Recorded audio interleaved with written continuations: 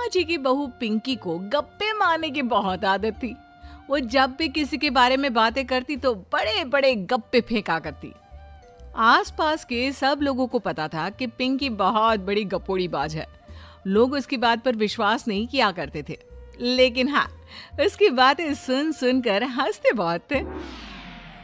अरे बहू, पड़ोस वाली शर्मा जी है ना, उनकी बेटी का जन्मदिन है, तुम भी चली जाना। ठीक है मम्मी जी, ये तो बता दो गिफ्ट में लेकर क्या जाना है? अरे लेकर क्या जाना है, 250 का लिफाफा दे देना, बस काफी है। अरे मम्मी जी, अच्छा लगेगा क्या? पड़ोसी है हमारे, हमें कुछ बड़ा लेकर जाना चाहिए। अरे बहू, इतना काफी है। जानती हैं आप, मेरे मायके में जब पड़ोस में किसी की बर्थडे होती थी ना, तो मम्मी कुछ ना कुछ गोल्ड का ही देकर भेजती थी। पड़ोसी के बर्थडे में सोना? कैसी बातें करती हो। और नहीं तो क्या, आपकी तरह थोड़ी ना लिफाफा पकड़ा दिया। पिंकी शर्मा जी की बेटी के जन्मदिन में चली जाती है। अरे आज तो बड़ी सुंदर लग रही हो साड़ी में। जी मैं तो लहंगा पहनकर आने वाली थी, मम्मी जी नहीं मानी। अरे बेटा, बर्थडे पार्टी में तो साड़ी चल जाती है, मेरा मतलब कोई शादी थोड़ी ना है। कैसी बात कर रही हैं आप आंटी जी? मेरे मायके में तो छोटे छोटे फंक्शन भी हम लोग लहंगा बनवाते थे बुटीक से, डिजाइन करवाकर। चाहे पड़ोस में किसी का जन्मदिन हो, मेरी मम्मी हमेशा बुटीक से नया लहंगा डिजाइन करवाती थी। मैंने तो ऐसा कहीं नहीं देखा, ये तो तुमने आज बड़े कमाल की बात बताई। अरे जाने दीजिए, कोई बात नहीं। और बताइए, आपकी बेटी नजर नहीं आ रही? अरे भाभी, मैं यहाँ हूँ, ये देखिए मेरा ड्रेस कैसा लग रहा है? ठीक ही है, मतलब बर्थडे के हिसाब से थोड़ा हल्का है ना। अरे भाभी, इतना सुंदर गाउन पहना है मैंने। मैं ना शादी से पहले अपने बर्थडे पर हमेशा जरी वाला लहंगा पहना करती थी, यही मैं तुम्हारी मम्मी को भी बता रही थी। इसके बाद केक काटने का प्रोग्राम शुरू होता है। सब लोग इकट्ठे हो जाते हैं। शर्मा जी की बेटी का केक देखकर पिंकी से रहा नहीं जाता। उसके अंदर का गपोड़ी बाज बाहर निकल कर आ जाता है। अरे इतना छोटा सा केक! अरे बेटा, मेहमानों के हिसाब से ही है, जितने लोग इतना बड़ा केक। आंटी जी, कम से कम 4 या 5 मंजिल वाला केक तो बनाना चाहिए था। आपकी बेटी का बर्थडे रोज रोज थोड़ी ना आता है। मेरे बर्थडे पर हमेशा पापा 4 केक बनवाते थे, सारे केक 4-4 मंजिल के होते थे। वहां पर सारे लोग उमा जी के मोहल्ले के ही थे और वो पिंकी के गप्पे मारने की आदत से अच्छी तरह वाकिफ थे, इसलिए सब लोग उसकी बात सुनकर हंसने लगे, लेकिन किसी ने पिंकी से कुछ नहीं कहा। एक दिन सुबह सुबह पिंकी ने अपनी सास से कहा, मम्मी जी, मेरे मम्मी पापा मुझसे मिलने के लिए यहाँ आ रहे हैं। अरे वाह, ये तो बहुत अच्छी बात है, उनके आने की तैयारी करो, अच्छा अच्छा खाना बनाओ। वैसे कब तक आएंगे? मम्मी जी फ्लाइट से आ रहे हैं, कल शाम को 4 बजे की फ्लाइट है। फ्लाइट? लेकिन बेटा तेरा मायका तो यहाँ से 2 घंटे की दूरी पर है, तेरे मम्मी पापा फ्लाइट से कब से आने लगे? अरे मम्मी जी, आपको पता नहीं है, मेरे मम्मी पापा ना आधे घंटे की दूरी के लिए भी फ्लाइट का टिकट बुक करवाती है। अरे गप्पे थोड़े कम मारा करो बहू, कोई फ्लाइट से तब आएगा ना जब यहाँ पर एयरपोर्ट होगा। तुम्हारी मम्मी क्या उड़कर आएगी घर में? अरे हाँ मम्मी जी, मैं तो भूल ही गई थी। वो क्या ना, मेरे मम्मी पापा हमेशा फ्लाइट से ही ट्रैवल करते हैं, तो मेरे दिमाग से ही निकल गया था। अगले दिन पिंकी के मम्मी और पापा पिंकी से मिलने के लिए उसके घर आते हैं।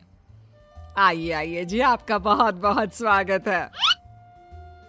और समदन जी, हमारी बेटे की कोई शिकायत तो नहीं ना? ठीक से संभाल लिया है ना आपका घर?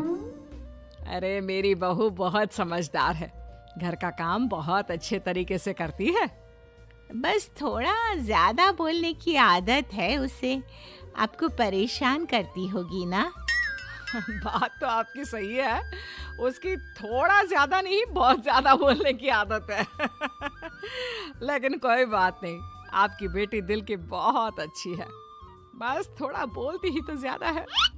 पिंकी बेटा इधर आओ, देखो तुम्हारे मम्मी पापा आए हैं, तुमने इनके लिए खाना तो बना लिया ना? वो क्या है ना मम्मी जी, आपसे एक बात कहनी थी। हाँ हाँ बोलो बहू, क्या बात है? डरने की कोई जरूरत नहीं। वो मम्मी जी, मैंने सोचा मम्मी पापा आए हैं तो खाना बाहर से मंगवा लेती हूँ। अरे कोई बात नहीं बेटा, वैसे भी तुम किचन में काम करने लग जाती तो अपने मम्मी पापा से बात कब करती। बहुत अच्छा किया। अब तुम अपने मम्मी पापा के साथ बैठकर आराम से बात करो, मैं अंदर जाती हूँ। शाम का वक्त जैसे ही दरवाजे की घंटी बजी, 3-4 लोग हाथों में खाने की बहुत सारे पैकेट लेकर उमा जी के घर पहुंच गए। अरे भाई, कौन है आप लोग? लगता है गलत पते पर आ गए।